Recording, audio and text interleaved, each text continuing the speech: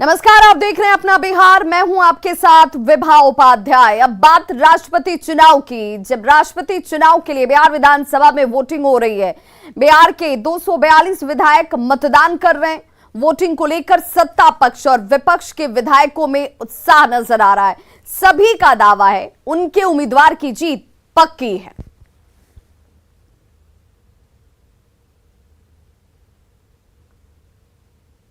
तो राष्ट्रपति चुनाव के लिए वोटिंग होती हुई शाम 5 बजे तक का वक्त है, जब मताधिकार का इस्तेमाल सांसद और विधायक कर सकते हैं। 21 जुलाई को परिणाम घोषित होगा। इस रेस में इस वक्त अपने अपने कैंडिडेट की जीत का दावा एनडीए और विपक्ष की तरफ से किया जाता हुआ। बिहार विधानसभा में राष्ट्रपति चुनाव के लिए वोटिंग हो रही है और इस मौके पर विधायक लाइन में लगकर अपनी बारी का इंतजार कर रहे हैं। वोटिंग जिस कमरे में हो रही है उसका जायजा लिया और विधायकों से बातचीत की आनंद अमृतराज ने। हम इन लोगों से बात भी कर राष्ट्रपति चुनाव को लेकर वोटिंग की प्रक्रिया शुरू हो चुकी है। इस वक्त हम आपको तस्वीर दिखा रहे हैं जहां पे वोटिंग की प्रक्रिया हो रही है। पूरी तैयारी हो चुकी है। जो अधिकारी हैं, चुनाव के अधिकारी, वो लोग यहाँ पर पहुंचे हुए हैं। राजनीतिक दल के जो ऑथराइज्ड हैं वो भी यहाँ पर पहुंचे, आरजेडी की तरफ से राम मनोज प्रसाद और जेडीयू की तरफ से।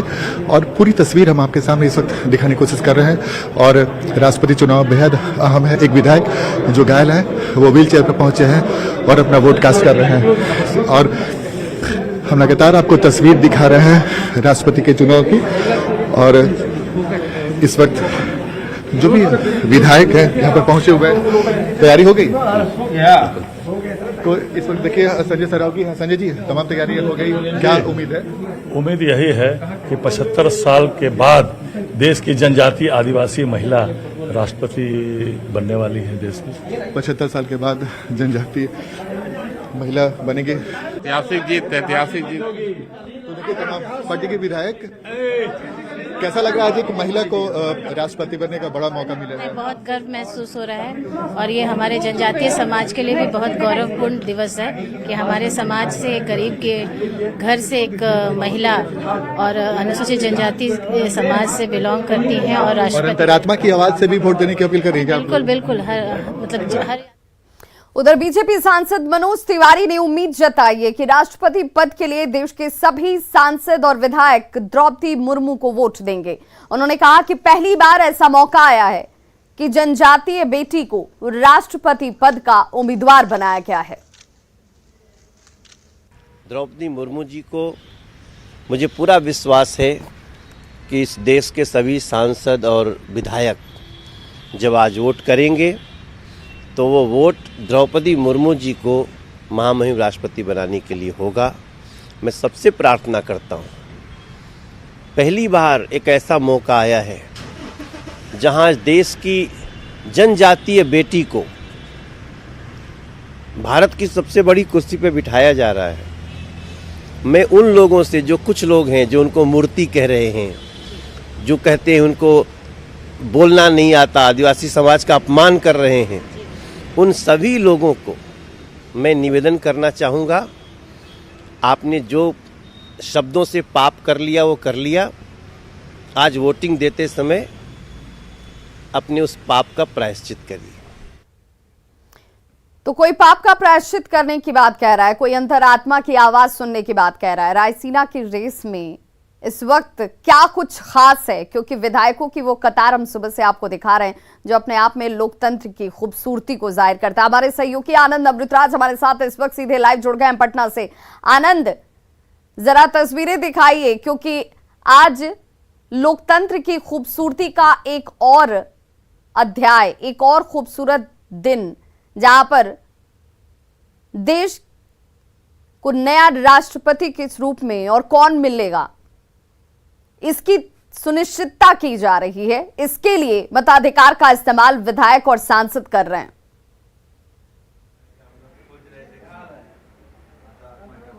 देखिए विभा, निश्चित तौर पे हम आपको तस्वीर दिखा रहे हैं और इस जगह पे अभी भी कुछ विधायक पहुंच रहे हैं और अधिकांश विधायकों ने अपना मत दे दिया है। और राष्ट्रपति चुनाव को लेकर जो वोटिंग थी वो जैसे ही 10 बजे से शुरू हुई, उसके बाद लगातार बड़ी संख्या में लाइन लगाकर विधायक पहुंचे और अधिकांश विधायकों ने अपना वोट डाल दिया है।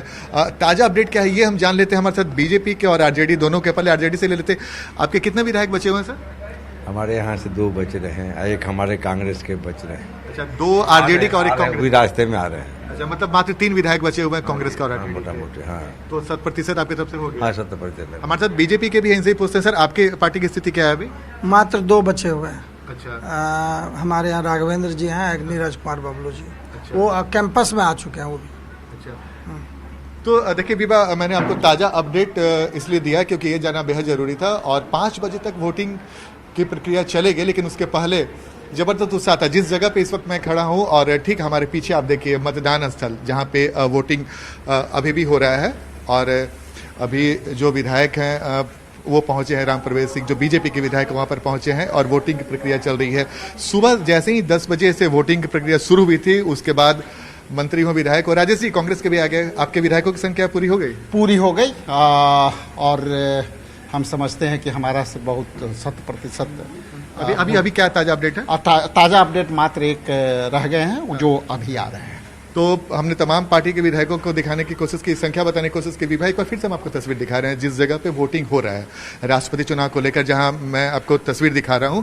और जैसे ही सुबह में 10 बजे वोटिंग की प्रक्रिया शुरू हुई, हम लोगों ने देखा कि विधायक हो, किसी भी पार्टी के विधायक हो, आरजेडी हो, जेडीयू हो, कांग्रेस हो, बीजेपी हो, तमाम लोग इसमें लाइन में लगे, मंत्री भी लाइन में लगे। और जैसे ही उनकी बारी आती गई वो वोट डाले और फिर विक्ट्री साइन दिखाते हुए चले गए। और इस वक्त जो वोटिंग को लेकर जिनके ऊपर जिम्मेवारी है, इंजीनियर शैलेंद्र हैं, बीरपुर विधायक, इनके ऊपर जिम्मेवारी है। और देखिए उन्होंने पूरे विधायकों की लिस्ट तैयार कर रखी है और जो विधायक यहाँ पर पहुंच रहे हैं वोट डालने के लिए, जो पहुंचे उस पर टिक लगाया गया है। और जो नहीं पहुंचे, अभी कितने नहीं पहुंचे सर?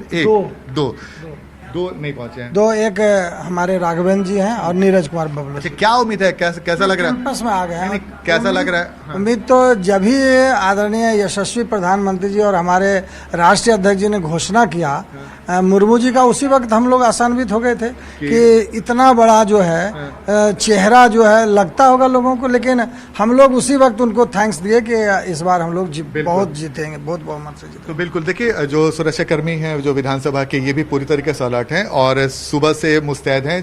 और जैसे भी हम लोग पहुंचे थे यहाँ पे 9 बजे के आसपास, तो उस वक्त भी हमने देखा कि जब इस कमरे खोला गया, तो वक्त शाम के 5 बजे तक का है जब अपने मताधिकार का इस्तेमाल किया जा सकता है। हालांकि कांग्रेस से 1 विधायक, आरजेडी से 2 और बीजेपी से भी 2 विधायक इस वक्त शेष हैं जिन्होंने अभी अपने मताधिकार का इस्तेमाल नहीं किया है।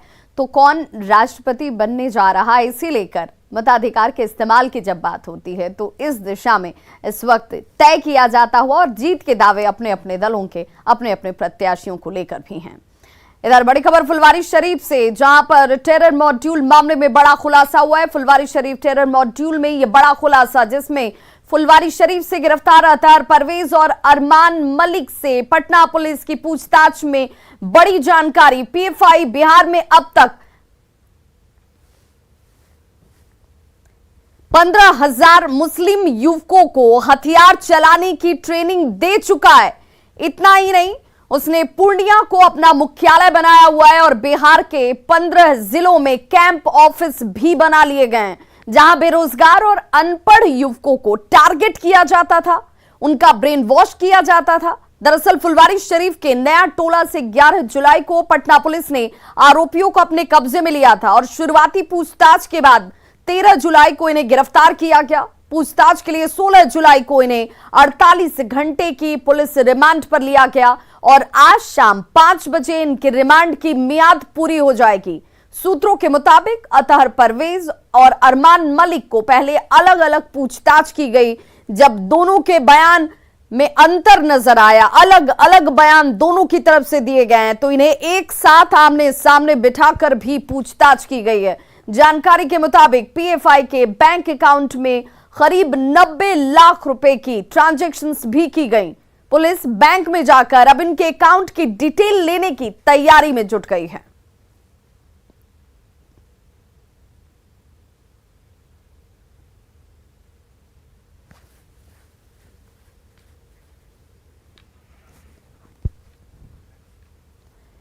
तो एसडीपीआई और पीएफआई जैसे संगठन की आड़ में देश विरोधी गतिविधियों में लगे अतहर और अरमान मलिक से पटना पुलिस की एसआईटी लगातार पूछताछ कर रही है। शनिवार की शाम को ही इन दोनों को पुलिस ने 48 घंटे के रिमांड पर लिया था।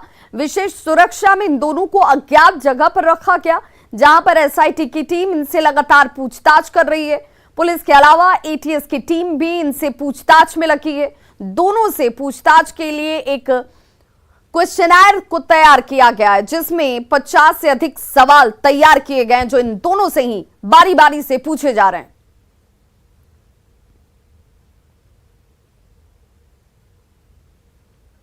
तो देश विरोधी गतिविधियों का खुलासा, और इस खुलासे में अरमान मलिक पूछताछ के इस क्रम में कई ऐसे सवाल, जिन सवालों के जवाब निकालना जांच एजेंसियों के लिए बेहद जरूरी है, और वो सवाल पूरी तैयारी के साथ इनके सामने रखे जाते हुए कितने बैंकों में इनका खाता है, क्योंकि बताया जा रहा है कि तकरीबन 90 लाख का अमाउंट जो है वो ट्रांजैक्शन हुआ है।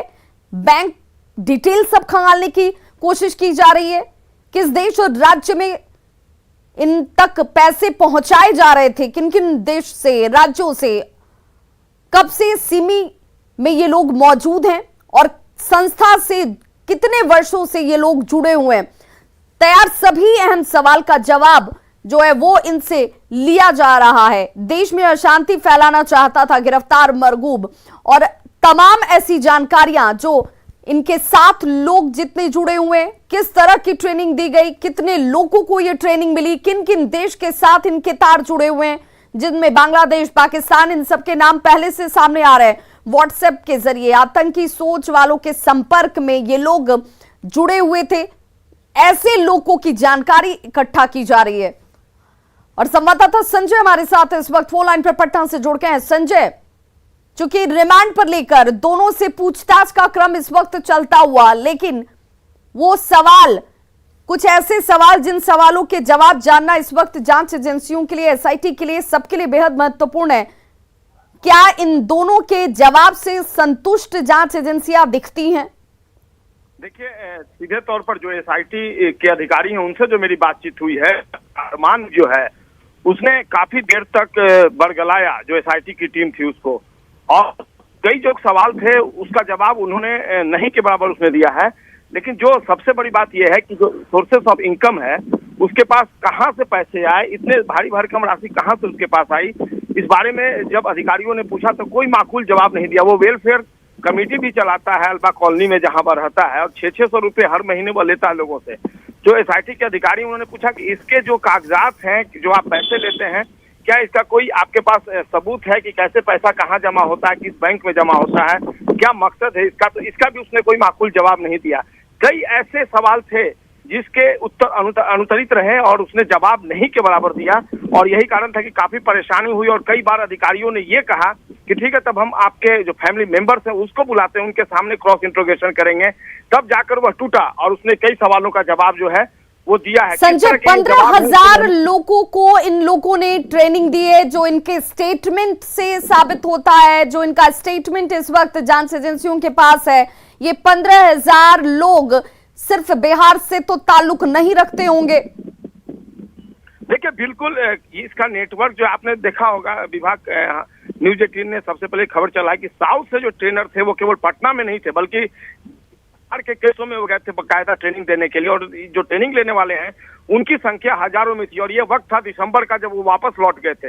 ये 7वां महीना चल रहा है, और इस 7 महीनों में जो ट्रेन लोग थे उन्होंने कई लोगों को ट्रेनिंग दी। तो ये संख्या 10,000, 15,000, कहीं और ज्यादा हो सकता है। और कितना फैक्ट है, कितना ये है, इसका अनुमान लगाना जब तक नहीं होगी, पूरी नहीं होगी, एक अनुमान के तौर पर ये बताया जा रहा है। बात सही है कि 15,000 से अधिक लोगों को इसने ट्रेनिंग दी है, लेकिन ये संख्या और ज्यादा हो सकती है। बिल्कुल, ये संख्या, चूंकि जानकारी जैसे जैसे छनकर सामने आ रही है, इनसे जैसे जैसे इंटरोगेशन के साथ सवाल जवाब किए जा रहे हैं, तथ्य मिलाया जा रहा है, उसमें जांच एजेंसियों के हत्थे जो जानकारी मिल रही है उन हवालों से हम आप तक ये जानकारी पहुंचा रहे हैं। लेकिन संजय, किन हथियारों की ट्रेनिंग इन लोगों को दी गई, ये भी बहुत महत्वपूर्ण हो जाता है, क्योंकि अगर जैसा कि इनका तर्क है कि हथियारों को चलाने के क्रम में सेल्फ डिफेंस में बहुत सारी चीजों की जानकारी, मार्शल आर्ट की जानकारी लोगों को दी जाती थी, लेकिन हथियारों में किस तरह के हथियार की ट्रेनिंग इन लोगों तक पहुंच रही है और वैसे हथियार इन तक कैसे पहुंच रहे हैं,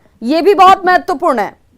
जी बिल्कुल विभा, और देखिए एक वीडियो जो मिला था, न्यूज ने सब वीडियो को दिखाया था जो मोदी से वायरल हुआ था। हालांकि न्यूज 18 इसकी पुष्टि नहीं करता है, लेकिन जो वीडियो है उसमें दिखाया है किस तरीके से मार्शल आर्ट की आड़ में ट्रेनिंग दी जा रही है।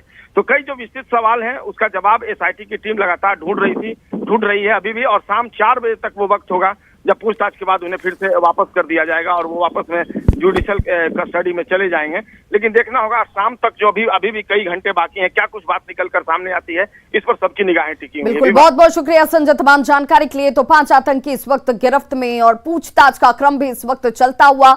पूर्णिया को मुख्यालय क्यों बनाया गया, पूर्णिया का चयन क्यों, कितने लोगों को ट्रेनिंग दी गई और इन लोगों को किस तरह की ट्रेनिंग, कौन कौन से हथियारों को चलाने की ट्रेनिंग मिली और अब ये तमाम लोग किन किन राज्यों में हैं, ये इस वक्त जांच एजेंसियों के लिए चुनौतीपूर्ण। आतंकी फुलवारी शरीफ मॉड्यूल की जांच इस वक्त जारी है। बिहार पुलिस और केंद्रीय जांच एजेंसियां आतंक के इस मॉड्यूल के तह तक जाने की कोशिश में जुटी हैं, तो वहीं नेता राजनीति करने से बाज नहीं आ रहे। फुलवारी शरीफ से विधायक रहे पूर्व मंत्री और आरजेडी नेता श्याम रजक ने विवादित बयान दिया है। श्याम रजक ने पुलिस की जांच पर ही सवाल उठा दिए और कहा कि देश में इस्लामिक आतंकवाद ही नहीं, हिंदू आतंकवाद का भी मामला है। श्याम रजक ने यह भी कह दिया कि जब दिल टूटेगा तब देश टूटेगा। कि जिस तरह आज एक वर्ग का, या साफ कहिए कि इस्लामिक आतंकवाद की बात कही जा रही है, तो दूसरी तरफ हिंदू आतंकवाद का भी मामला है और ये दोनों देश के लिए खतरा है, एक नहीं दोनों देश के लिए खतरा है। और जब से सरकार बनी है केंद्र में, तब से हिंदू मुस्लिम पाकिस्तान हिंदुस्तान तरह की बातों को उठा करके धर्म का अफीम खिलाया जा रहा है। धर्म के आधार मान करके देश की लोकतंत्र और देश की स्वाधीनता को बचाया नहीं जा सकता। मैं बार बार कहता हूं कि जब लोगों का दिल टूटेगा तो देश टूटेगा। फुलवारी शरीफ आतंक मॉड्यूल की जांच पर सवाल उठाने के मामले में सीपीआई-एमएल भी पीछे नहीं है। फुलवारी शरीफ से माले विधायक हैं गोपाल, उन्होंने पुलिस की भूमिका पर सवाल उठा दिया। विधायक ने कहा कि पुलिस साक्ष्य प्रस्तुत नहीं कर रही, पुलिस जज बन गई है। साथ ही माले विधायक ने कहा कि देश में हिंदू राष्ट्र का नारा लग रहा है, अगर इस्लामिक राष्ट्र वाला अपराधी है तो हिंदू राष्ट्र वाला भी अपराधी है। ये साक्ष्य प्रस्तुत करे, पुलिस साक्ष्य प्रस्तुत नहीं करे बल्कि ट्रायल कर रही है। तो ट्रायल तो कोर्ट का काम करना है ना, पुलिस का काम है साक्ष्य प्रस्तुत करके उसको जेल के सलाखों में डालना। लेकिन ये जज बनी हुई है और जज ऐसा आदमी है जो 2023 2021 का खुद अपराधी है, विधायकों के मारने वाला अपराधी है। एक कहता है कि हम हिंदू राष्ट्र बनाएंगे, नारा लगा रहा है, तो हम इस्लामिक राष्ट्र लगाने वाले लोग हैं, क्या वो अपराधी हो जाएंगे? अगर वो अपराधी है इस्लामिक राष्ट्र लगाने वाला, तो हिंदू राष्ट्र भी लगाने वाला अपराधी।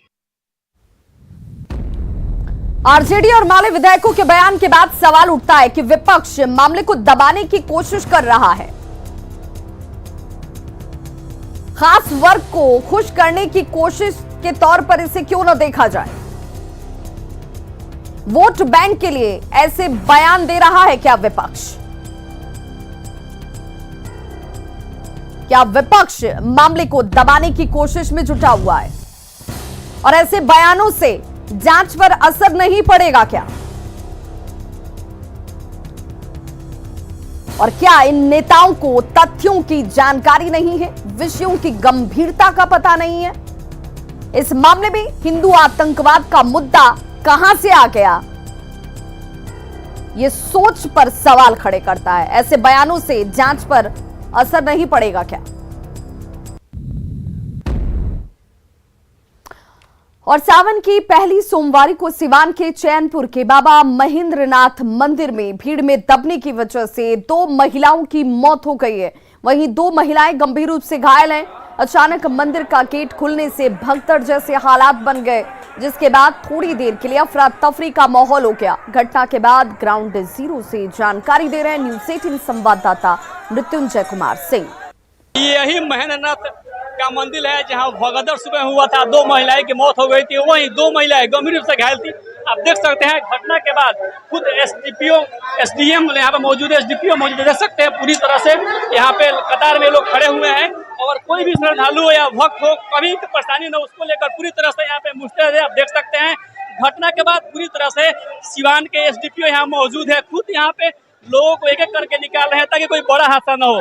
हमारे साथ सिवान के एसडीपीओ हैं, हम जाने को पुलिस बल की प्रतिनियुक्ति की गई है हर जगह, पुलिस बल, पुलिस पदाधिकारी, और हम लोग पूरी तरह से सतर्क हैं, बढ़िया से श्रद्धालु दर्शन करें, उसके लिए पूरी तरह से हम लोग तत्पर हैं। आप यहाँ पे मौजूद है, लोग एक एक करके निकाल रहे हैं, सुबह एक हादसा हुआ था उसके बाद क्या इस तरह के एक्शन महसूस? नहीं, हम लोग तो रात से ही हम लोगों की पूरी पुलिस बल पर यहाँ प्रतिनियुक्ति और हम लोग एकदम तत्पर हैं, बढ़िया से श्रद्धालुओं का दर्शन। तो देख सकते हैं सुबह जिस तरह से कहा यह जा रहा है कि गेट पे कुछ महिलाएं वहां पे आ रही थी और अचानक भीड़ बढ़ गया जिस हादसा हुआ, लेकिन घटना के बाद आप देख सकते हैं ये वही जगह है जहां 2 महिलाएं की मौत हो गई थी, वहीं 2 इंजर्ड हुए थे। फिलहाल जो स्थिति है पूरी तरह से सामान्य है, लोग बाबा का दर्शन कर रहे हैं और पूरा जो कैंपस है, इलाका है, हर हर महादेव के नारों से गूंज उठा है। मृत्युंजय कुमार सिंह, न्यूज 18 सिवान। तो खबरों का सिलसिला लगातार जारी है, आप देखते रहिए न्यूज 18 बिहार झारखंड, क्योंकि यहाँ खबरों का सिलसिला कभी नहीं थमता।